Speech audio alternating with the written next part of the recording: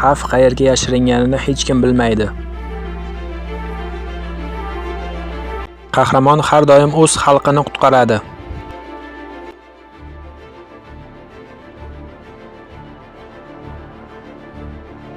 Muammolarni bartaraf etgandan so'ng yana dushmanlar kelishi ehtimoldan xoli emas.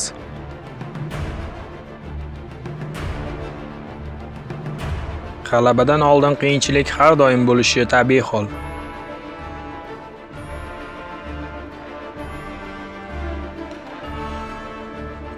Shijoatli yurak qalbida har doim jasorat va mardlik hissi yotadi.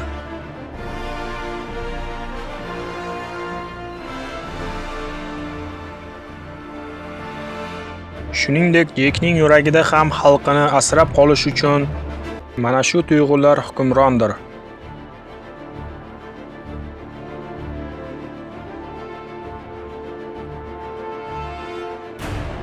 Payti kelganda qirollikning taqdiri birgina insonga bog'liq bo'lib qolishi ham mumkin.